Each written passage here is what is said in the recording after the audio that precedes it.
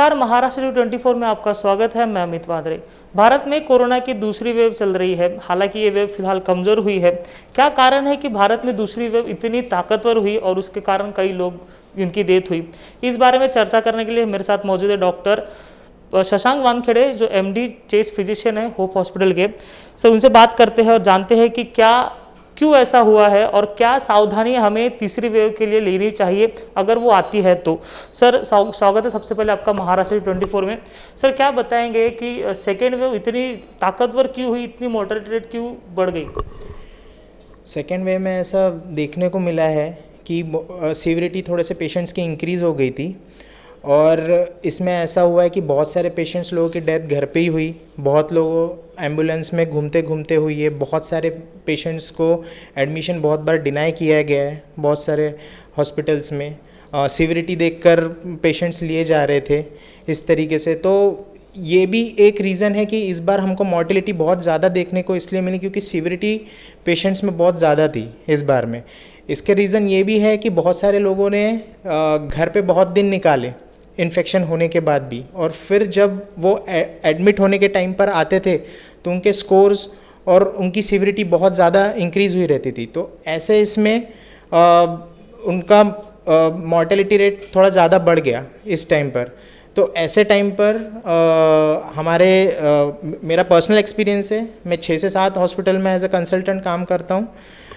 ऐसे distressful situation में भी हमारे 2 हॉस्पिटल, एक होप हॉस्पिटल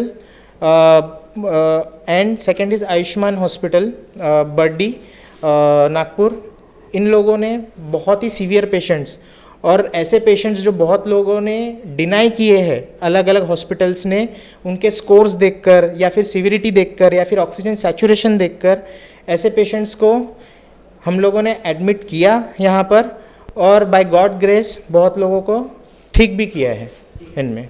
सर, कई हॉस्पिटल हमने देखा कि अगर सिटी स्कोर 23 हो जाए, 24 हो जाए तो नहीं लेते हैं। कहते हैं कि हमारे हॉस्पिटल की बदनामी हो जाती है, मैक्सिमम टाइम डेथ हो जाती है ऐसे पेशेंट की।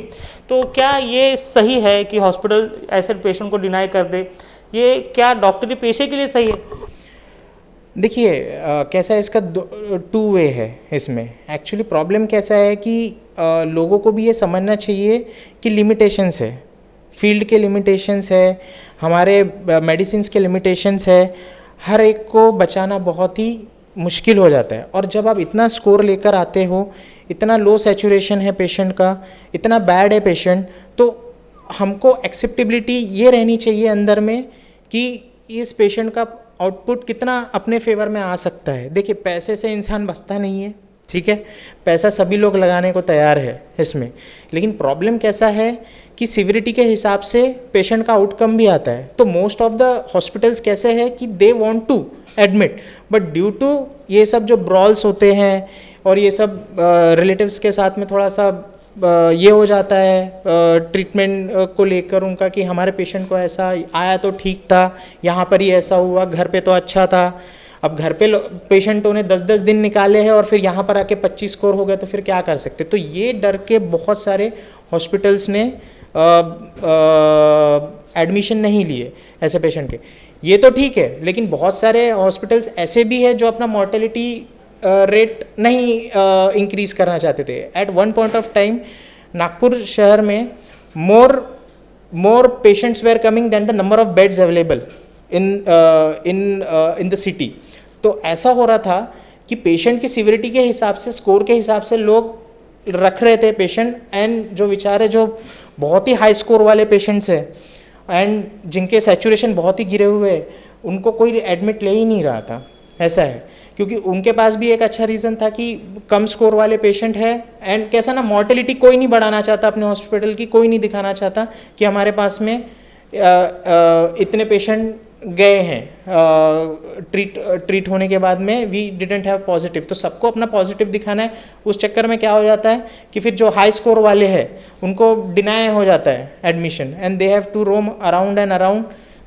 लोगों की ऐसी डेथ हो जाती है या फिर घर पे हो जाती है। मैंने तो ऐसे बहुत सारे लोगों को देखा है कि जिन्होंने घर पे बुलाया है डॉक्टर्स को, घर पे ट्रीटमेंट लिया है क्योंकि उनको कोई ले नहीं रहा, घर पे ऑक्सीजन सिलेंडर लोगों ने पहले से ही खरीद के रखे हुए और घर पे ट्रीट कर रहे लोगों को। तो इस बार बहुत ही ड्रेडफुल सिचुएशन थी, बट ये टू वे राउंड है। कहीं ना कहीं लोग भी इसके लिए रिस्पॉन्सिबल है, क्योंकि एक्सेप्टेंस होना चाहिए कि जब अपना पेशेंट इतना बैड है तो पॉजिटिव आउटकम कितना रहेगा पैसे से, क्योंकि ये नहीं होता है कुछ भी। ये मेरा सिंपल सा इस पर ये कहना है। सर कहा जा रहा है, एक्सपर्ट कह रहे हैं कि थर्ड वेव भारत में आ सकती है और इसमें बच्चे इफेक्ट हो गए। तो मेरा सवाल ये है कि थर्ड वेव में एक्सपर्ट ये क्यों कह रहे हैं कि सिर्फ बच्चे ही ज़्यादा इफेक्ट हो गए, क्या उसके पीछे का कारण है? अब आप ही देखिए कि जो इम्यूनाइजेशन जो मिल रहा है, कोवैक्सीन या फिर कोविशील्ड है जो चल रहा है, उसमें कॉन्ट्रा इंडिकेशन है 18 साल के नीचे में। जब वो कॉन्ट्रा इंडिकेशन है नीचे में, तो बच्चे लोगों को इम्यूनाइजेशन हो ही नहीं रहा है। इम्यूनाइजेशन किसका हो रहा है? Older age as well as adolescent, और जो ऊपर 18 साल के ऊपर लोगों का। तो एक पॉइंट ऑफ टाइम के बाद में जब सभी लोग वैक्सीनेट हो जाएंगे तो एक इम्यूनिटी एक सिस्टम में आ जाएगी, अपने एक हर्ड इम्यूनिटी हो जाएगी। लोग जो इन्फेक्ट हुए उनमें एंटीबॉडीज़ आ जाएंगे, उनका प्रोटेक्शन ज़्यादा इम्प्रूव हो जाएगा। और कैसे हो जाएगा? जो हमारे जो बच्चे हैं वही एक है जो उनका अभी ट्रायल में चल रहा है उन लोगों का वैक्सीनेशन का। वो ट्रायल कब तक के होगा तो हमको पता नहीं, तो वो लोग मच मोर एक्सपोज हो जाएंगे फिर ये इन्फेक्शन के लिए। बट इतना तो भी अच्छा है कि उनमें सीविरिटी मोस्टली कम होने के सीविरिटी ज़्यादा नहीं होगी, कम ही होगी उनमें। क्या प्रिकॉशन अगर होता है, हम ये नहीं कह सकते हो ही के थर्ड वेव आएगी, अगर होता है बच्चों में ये प्रॉब्लम होती है तो फिर क्या प्रिकॉशन की ज़रूरत है? प्रिकॉशंस मतलब एक तो आपको पूरे सभी लोगों को इम्यूनाइजेशन तो करना ही है, ये सबसे इम्पोर्टेंट है। बाकी तो सोशल डिस्टेंसिंग, हैंड सैनिटाइज़र और ये जो सभी जो बता के थक गए वो तो कंटिन्यू रखना है आपको। दूसरा, कुछ इम्यूनिटी बूस्टर्स जिससे हम नेचुरल चीज़ें जो कर सकते हैं वैसे कुछ करना चाहिए अपन ने। जैसे बहुत सारे विटामिन्स है, विटामिन्स आप डेली बेसिस पे ले सकते हो। विटामिन सी है, विटामिन बी है, ये सब नेचुरल है, ये ले सकते हो। या फिर कुछ वेजिटेबल्स ले सकते हो जिनका नेचुरल प्रोटेक्शन होता है। इस तरीके से थोड़ा एक्सरसाइज करना चाहिए सभी लोगों ने। इस तरीके से जो शुगर के पेशेंट हैं उनको शुगर कंट्रोल रखना चाहिए, बीपी के पेशेंट उनको बीपी कंट्रोल रखना चाहिए। तो ओवरऑल अगर हम लोग सारी चीज़ें अगर अपनी दूसरी कंट्रोल में रखेंगे तो इसका इफ़ेक्ट डेफिनेटली सीविरिटी इतनी ज़्यादा नहीं होगी, ऐसा है। सर एलोपैथी के अलावा आयुर्वेद में भी कई लोग हैं जो दावे कर रहे हैं कि उनके काढ़े से या फिर उनके जो बनाई दवाई है उससे कोरोना ठीक हो जाता है। क्या एलोपैथी ये दावा करता है कि आयुर्वेद में इतने ये नहीं है, आयुर्वेद इतना सक्षम नहीं है, या फिर काढ़े से जो लोग हैं वो ठीक हो सकते हैं? सर देखिए, मैं किसी भी पैथी को डिग्रेड नहीं करता, उनकी अपनी पैथी है, हमारी अपनी पैथी है, ठीक है। बट हमारा ऐसा कहना है कि वी शुड रिस्पेक्ट साइंस सबसे पहले। ये साइंस के लिए बहुत लोगों ने अपनी मतलब लाइफ दे दी है इस चीज़ के लिए, ठीक है। उनके पूरे ज़माने चले गए और फिर ये एक एक चीज़ पता चलती है। इस पे करोड़ों इन्वेस्ट होते हैं, करोड़ों जो नेशंस इन्वेस्ट करते हैं, इसलिए उनके पास में ये सब चीज़ें आती है धीरे धीरे। अब कैसा है कि हम ये दावा नहीं करते कि हमारी चीज़ें भी एकदम परफेक्ट है 101%। ये सब एक्सपेरिमेंटल बेसिस पे चल रहा है। आप मेरे को बताइए, कोरोना आके टाइम कितना हुआ है? 1.5 साल, ओके। तो वो पहले चाइना में गया, फिर उधर गया अपना यूरोप में गया, और फिर इंडिया में आया वो। So at least we are privilege enough कि हमको पता चला, वहाँ के लोगों ने जो यूज़ किया मेडिकेशंस, वो अपने को पता थे कि ऑलरेडी क्या यूज़ कर सकते हैं। इसके कारण वो सीविरिटी कम हुई है उस तरीके से। और देखिए, ये सब एक्सपेरिमेंटल है ये, क्योंकि कैसा है कि अभी तक के ट्रायल्स होने के हैं। क्लिनिकल ट्रायल्स तब पुटअप किए जाएंगे जब इनको सालों हो जाएंगे। अभी तो महीने ही हुए हैं इनको, अगर देखा जाए तो 18 महीने 19 महीने ऐसा हुआ है। इस तरीके से एक चीज़ प्रूफ करने के लिए, उस ट्रायल को प्रूफ करने के लिए उसको काफ़ी टाइम लगता है उस तरीके से। लेकिन वी वर लक्की इनफ कि वो पहले बाहर देश से इधर आया, जो second best medical facility in the world बोलते इटली, उसको हिला दिया उसने। वहाँ के एक्सपीरियंस हमको मिला और हमने वो यूज़ किया, एंड बहुत सारे लोग ठीक भी हुए अपने यहाँ पर। इस तरीके से, क्योंकि हमको एक्सपीरियंस था वहाँ से। अगर वो चाइना से अगर डायरेक्ट अगर इंडिया में आता तो शायद यहाँ पर बहुत ही ड्रेडफुल सिचुएशन रहती इस कंट्री में, जो संभालना मुश्किल हो गया रहता। सर रेमडेसिविर के बारे में कई लोगों ने कहा कि ये कोरोना के लिए इफेक्टिव है, फिर कई डॉक्टर ने कहा कि ये कोई रामबाण नहीं है। एलोपैथी की बात चल रही है, रेमडेसिविर के बारे में बात हुई, फेविफ्लू के बारे में वही बात हुई कि ये पहले लगाया, उसके बाद उसका इफेक्ट कुछ भी नहीं दिखा। तो ये ट्रायल एंड एरर बेसिस पे ही काम चल रहा है, तो इससे आपको लगता नहीं है कि जो पेशेंट है उनको उनके लिए घातक होता है? देखिए घातक तो नहीं बोलूँगा मैं, क्योंकि कैसा है कि तब भी मतलब ये यूज़ किए हुए ड्रग्स है। यूज़ किए कहाँ पर है, मतलब ऑलरेडी जहाँ पर वेव्स आकर अपने यहाँ पर इंडिया में बाद में आया ये, तो वहाँ पर ऑलरेडी यूज्ड अप है ये वाली चीज़ें, और ये यूज्ड अप करके वहाँ पर उसका रिज़ल्ट आया है, तब अपन ने यूज़ किया है। देखिए अपने पास में ऑप्शन कुछ भी नहीं है वैसे भी, तो वो रेमडेसिविर, फेबिफ्लू, एटलीस्ट एंटीवायरल के नाम पे कुछ तो अवेलेबिलिटी है कि भैया ये वायरस के अगेंस्ट है, ये एंटीवायरल है। भले ही वो एक्सपेरिमेंटल है लेकिन एंटीवायरल है। ये एक बहुत बड़ा मतलब क्या बोल सकते हैं कि अपने को सपोर्ट है एक चीज़ का कि रेमडेसिविर और फेबिफ्लू एटलीस्ट है। नहीं तो वायरल के लिए कोई दवाइयाँ बनना इतना जल्दी नामुमकिन ही है। ऐसा है, एड्स इतने सालों से है, ठीक है, उसका अभी तक के ट्रीटमेंट नहीं निकला है। इट्स ए वायरल डिजीज़, उसका अभी तक के ट्रीटमेंट नहीं निकला है। फुल प्रूफ उसका कोई ये ही नहीं है ट्रीटमेंट। जितने साल है जन्म भर तक के उसका ये लेना पड़ता है। तो अभी तो इसको बस इतने मतलब 18 या 19 या 20 महीने हुए इस चीज़ को आकर, तो फिर हम एक्सपेक्ट नहीं कर सकते कि एकदम से सारी चीज़ें एकदम फुल प्रूफ रहेगी और एकदम परफेक्ट रहेगी। ऐसा नहीं हो सकता, ठीक है। लेकिन मेरा खुद का एक्सपीरियंस अगर आप पूछोगे, टेकिंग अ ट्रायल असाइड, अब मैं अगर अपना एक्सपीरियंस बोलूँगा, डेफिनेटली रेमडेसिविर हैज़ वर्कड। ऐसा नहीं है, definitely remdesivir has work. I won't say कि it is necessary, it is मतलब इम्पॉर्टेंट ओनली टू यूज़, मतलब रेमडेसिविर लगेगा ही लगेगा, ऐसा नहीं है। बट रेमडेसिविर जहाँ पर मिला है, एक प्रॉपर टाइम में मिला है, डेफिनेटली उसने एक्ट किया है। सर अब भारत में वैक्सीनेशन की शुरुआत हो गई है, 5 महीने हो गए वैक्सीनेशन की शुरुआत हो गई, लेकिन अभी भी लोगों में डर है। कई डॉक्टर्स हैं जिन्होंने खुद वैक्सीन नहीं लिया है, जनता भी है वो डरी हुई है कि वैक्सीन लेने के बाद अगर उन्हें कोई साइड इफेक्ट हो जाए या फिर डेथ हो जाए, इसके लिए डरी है। आप क्या सजेस्ट करते हो कि क्या वैक्सीन फिलहाल रामबाण है इस कोरोना के लिए? फिर देखिए वैक्सीनेशन तो बहुत इम्पोर्टेंट है, ठीक है, और वैक्सीनेशन सबने करना ही चाहिए। They should do vaccination at any cost.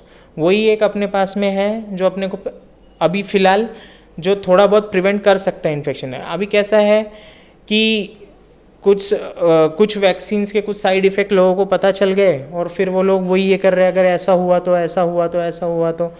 But कुछ ऐसे नॉर्मल साइड इफ़ेक्ट्स है, जैसे फीवर है, हाथ पैर दर्द देना है, कुछ दिनों तक के देता है, वो अपने आप ठीक हो जाता है। और देखिए कोई भी वैक्सीन वैसे भी 100% एफिकेसी नहीं देता, मतलब ये वैक्सीन की भी एफिकेसी 77% तक के है, ठीक है। तो इसका मतलब अगर वैक्सीन ले लिया और उसके बाद हम लोग खड़े हो गए जाकर किसी के सामने जिसको पॉजिटिव है, तो अपने को होगा नहीं, ऐसा नहीं है, ठीक है। लेकिन वैक्सीन जब पूरे कम्युनिटी में जाएगी, सबको होगा, तो कम से कम एक हर्ड इम्यूनाइजेशन हो जाएगा, एक पूरी हर्ड प्रोटेक्ट हो जाएगी उससे। और दूसरा है कि अगर इन्फेक्शन आपको वैक्सीनेशन के बाद होता भी है तो उसकी सीवियरिटी इतनी नहीं होगी कम से कम। और ये हमारा पर्सनल एक्सपीरियंस है, मेरा पर्सनल एक्सपीरियंस है कि जितने भी पेशेंट हम लोगों ने अभी ट्रीट किए हैं, तो जो लोग वैक्सीन लेकर आए वो लोग जल्दी ट्रीट हो गए, एज वेल एज उनमें सीवियरिटी इतना नहीं था इन्फेक्शन का, और ठीक भी होकर गए। सो आई विल रिकमेंड कि everyone should do vaccination. Sir vaccination पे फिलहाल भारत में चर्चा चल रही है कि डॉक्टर कह रहे हैं कि वैक्सीनेशन इंपॉर्टेंट है, इससे डेथ नहीं होगी, मॉर्टलिटी रेट कम होगा, लेकिन खुद डॉक्टर है के अग्रवाल जिनकी फिलहाल दोनों वैक्सीन लेने के बाद डेथ हुई है। तो ये चर्चा सत्र फिलहाल जो है भारत में चल रहा है कि वैक्सीन लेने के बाद भी डेथ हो रही है, फिर लोगों ने वैक्सीन क्यों लेना चाहिए? देखिए कैसा है कि हर चीज़ फुल प्रूफ नहीं है, ठीक है, लेकिन प्रॉब्लम कैसा है कि वो 2 लेने के बाद अब वो इफ़ेक्टिविटी कितनी थी, उनको वायरल लोड सामने वाले से कितना मिला, उन्होंने कितने दिन निकाले, बहुत सारे फैक्टर्स आते हैं। ये सिर्फ ज़रूरी नहीं है कि आपने वैक्सीन ले ली तो आपको कभी इन्फेक्शन होगा नहीं। हाँ, ये डेफिनेटली मैं मानता हूँ कि सीवियरिटी ऑफ इन्फेक्शन कम होनी चाहिए और डेथ भी कम होनी चाहिए, but it is not full proof कि किसी को डेथ होगा ही नहीं। अगर आप खुला घूमोगे, विदाउट मास्क घूमोगे, विदाउट कोई आप ये नहीं लोगे, जितने भी सैनिटाइज़र यूज़ नहीं करोगे और सोशल डिस्टेंसिंग नहीं रखोगे, तो एक लेवल ऑफ एक्सपोजर भी एक होता है पेशेंट्स को। अगर वो लेवल ऑफ एक्सपोजर अगर हो जाए, क्योंकि वैसे भी वैक्सीन की एफिकेसी 77% बोली है, तो 23% होने के चांसेस है आपको उसके बाद भी, लेकिन 77% is a big protection. Still 23% अभी भी है कि आपको चांसेस है कि आपको हो सकता है। तो वो 23% में कोई अगर आ जाए तो दैट इज़ वेरी अनफॉर्चुनेट, और फिर ऐसा हो सकता है जो हुआ है। तो क्या इसमें मॉडरेटी की संभावना ज़्यादा है अगर 23% में जिसे आपने कहा? नहीं, ऐसा नहीं है, उल्टा तो 77% अपने फेवर में है ना फिर, कि 77% में अगर आप आ गए कि उसकी एफिकेसी आपके ऊपर एक्ट कर गई, तो सीवियरिटी ऑफ इन्फेक्शन कम हो जाएगा डेफिनेटली। आप जल्दी ये हो जाओगे, हो सकता है कि आपको इन्फेक्शन हो ही ना, ऐसा भी है। तो आप ये कहोगे कि वैक्सीनेशन ही इम्पोर्टेंट है फिलहाल, लेकिन देश में वैक्सीनेशन की कमी दिखाई दे रही है, तो भारत में पूरी वैक्सीनेशन होने के लिए कम से कम 1 साल लग सकता है। अभी फिलहाल 5-6% लोगों को ही वैक्सीनेशन हुआ है, तो तब तक क्या करना चाहिए जनता ने? देखिए, तब तक के तो फिर गवर्नमेंट जो नॉर्म्स बनाती है वो स्ट्रिक्टली फॉलो करने चाहिए, ठीक है। अब 3 चीज़ों का तो एकदम हम बोलते बोलते ये हो गए हैं, और लोगों ने वो तो फॉलो करना चाहिए। अब कैसे गवर्नमेंट कुछ नॉर्म्स डालता है कि अगर आप कपड़े की दुकान में गए, आप देखें कि 4 लोग ऑलरेडी अंदर में गए हुए हैं, आप ना जाए, आप वहाँ पे जाके ट्राई ना करें कपड़े, दूसरे लोग अगर ये कर रहे तो। बीच में रिकमेंडेशन आया था कि भैया चालू करो, आप अपना होटल्स चालू करो, बट ओनली विथ 50% ऑक्यूपेंसी के साथ में, ठीक है, ये बताया था। लेकिन उसके बाद में क्या हुआ कि लोगों ने फिर से क्राउडिंग करना चालू कर दिया। होटल वाले भी अपना नुकसान नहीं करना चाहते थे और लोग भी नहीं रुक सकते। तो ये जो छोटी छोटी चीज़ें हैं, देखो, change is the only thing which is constant in nature, ठीक है। तो अगर हमको अहेड जाना है इसके साथ में, तो अगर हम जब तक के खुद में अगर चेंज नहीं लाते, हमको ये मानना ही पड़ेगा कि ये हमारे साथ में है, और ये कब जाएगा ये कोई प्रेडिक्ट नहीं कर सकता, ठीक है। तो हमको वे ऑफ लिविंग में चेंज लाना ही पड़ेगा, जो एक 3 सिंपल नॉर्म्स है, और जितने भी गवर्नमेंट नॉर्म्स बनाती है अगर वो फॉलो करेंगे तो डेफिनेटली ये सब कम होएगा, और तब तक के वैक्सीनेशन चलते रहेगा। सर, एक मेरा सवाल निजी तौर पे कि आपने कई कोविड पेशेंट को ठीक किया है, और इन बिटवीन में ऐसा कोई केस आ जाता है कि मरीज के परिवार के लोग आते हैं और डॉक्टर से बदतमीजी करते हैं। कई केसेस में देखा गया कि डॉक्टर को मार भी दिया गया है। बहुत से ऐसे केसेस होते हैं, तब डॉक्टर की मेंटेलिटी क्या हो जाती है कि जब परिजन इस तरह से व्यवहार करते हैं तब? माय गॉड ग्रेशियस, मेरे साथ तो ऐसा हुआ नहीं है अभी तक के, बट इट डिपेंड्स कि आप पेशेंट के रिलेटिव से भी कैसे बात करते हैं, आप कैसे उनको कन्विंस करते हैं चीज़ों को लेकर, आप कैसे उनको बताते हैं, आप कैसे उनको सीवियरिटी ऑफ इन्फेक्शन के बारे में बताते हैं, आप कैसे उनको आउटकम के बारे में बताते हैं। जब आप पेशेंट अंदर में ले रहे हो उसी टाइम पर आप क्या क्या उनको बता देते हो, वो ये सब चीज़ें बहुत मायने रखती है उस तरीके से। देखो, अब कुछ लोगों को अगर ब्रॉल करना ही है तो उनको नहीं रोक सकते, क्योंकि एट द एंड कैसा है ना, it's all about the end result, no one sees the efforts. कोई लोग एफर्ट्स नहीं देखते हैं, एंड रिजल्ट देखते हैं, तो उसमें बहुत बहुत प्रॉब्लम हो जाती है।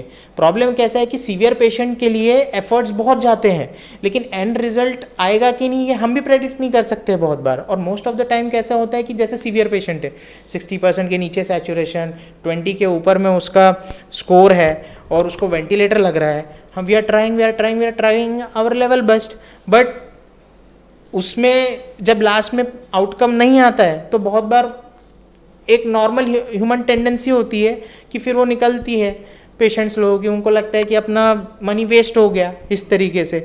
लेकिन प्रॉब्लम यही है कि ये हमारे हाथ में भी नहीं है। हमारा काम है जो गाइडलाइंस के हिसाब से जो बताया गया है वो चीज़ें फॉलो करना। अगर गाइडलाइन से भी अगर वो पेशेंट ठीक नहीं होना तो आउट ऑफ द वे हज़ारों पेशेंट ट्रीट करने के बाद में अपना एक्सपीरियंस लगाना, ये सारी चीज़ें यूज़ करके और फिर पेशेंट को निकाल सकते तो निकालना, ये हमारे हाथ में है। इस तरीके से मेरा आखिरी सवाल, अभी फ़िलहाल सेकेंड वेव कमज़ोर हो गई है, लेकिन जनता है वो थोड़ा ढिलाई बरतती नज़र आ रही है। अगर किसी को बुखार आता है, जिस तरह आपने कहा कि वो लोग घर में ट्रीटमेंट कर रहे हैं, तो क्या ऐसे लोगों को क्या सजेस्ट करोगे कि फ़िलहाल कोविड पूरा तरह से ख़त्म नहीं हुआ है, किस तरह से अप्रोच करना चाहिए जनता ने? अगले 1.5 साल तक के, अगले 2 साल तक के अगर फीवर अगर आता है तो पहले डीडी कोरोना ही रहेगा। कोई नॉर्मल बुखार नहीं है इस देश में। आप जाओ अपनी टेस्ट कराओ और अगर वो पॉजिटिव आता है तो ट्रीटमेंट कराओ। बहुत इंपॉर्टेंट है, बहुत ही ज़्यादा इंपॉर्टेंट है। यही हुआ है इस बार भी, यही हुआ कि लोगों ने सोचा कि दिस इज़ अ सीजनल, मेरे को तो यही बुखार हुआ। लेकिन इसके साथ में हमने हमेशा बताया है कि कुछ सिम्टम्स हमेशा उनके साथ में आते हैं, जिससे वीकनेस बहुत सीवियर रहती है। इसमें ऐसी वीकनेस होती है जो कभी लाइफ में ऐसी वीकनेस नहीं लगी होगी। आपको अपने बॉडी में चेंज नज़र आता है, आपको एकदम से हाथ पैर दर्द देने लगते हैं। इस बार तो कंजंक्टिवाइटिस, डायरिया और स्किन रैशेस, ये सब भी प्रेजेंटेशंस थे। तो ये थोड़ा नॉलेज रख कर, लेकिन अगर फीवर आपको आता है तो पहले आपको फीवर क्लिनिक में जाकर आपको पहले कोविड ही पकड़ के चलिए, जो भी कुछ अगर फीवर आता है तो उसके सिवा और कुछ नहीं रहेगा इस टाइम पर 101% जब तक ये कम नहीं होता है। ठीक है, first and most important is Covid only. और कोविड जब रूल आउट कर लिया तब आप दूसरी चीज़ों की तरफ ध्यान दो। लेकिन दूसरी चीज़ आप पहले पकड़ के अगर कोविड को भूल जाएंगे तो ये सीवियरिटी फिर से वो 25-25 स्कोर हो जाएंगे फिर, and that will be really bad. Sir बहुत बहुत शुक्रिया, आपने अपना कीमती समय दिया। तो ये तो थे डॉक्टर शशांक वानखेड़े, जिन्होंने ओवरऑल सभी विषय पर बात की कि किस तरह से जनता ने कोविड के सिचुएशन में रहना चाहिए, क्या प्रिकॉशंस है जो लेना चाहिए। हम आशा करते हैं कि आपको ये इन्फॉर्मेशन जो डॉक्टर साहब ने दी वो अच्छी लगी होंगी। अगर आपको वीडियो अच्छा लगा तो कमेंट के माध्यम से हमें आप ज़रूर बताइए, और आपको क्या इन्फॉर्मेशन चाहिए वो भी लिखिए ताकि हम उसी तरह से वीडियो बना सकें। आप देख रहे थे महाराष्ट्र 24। नमस्कार।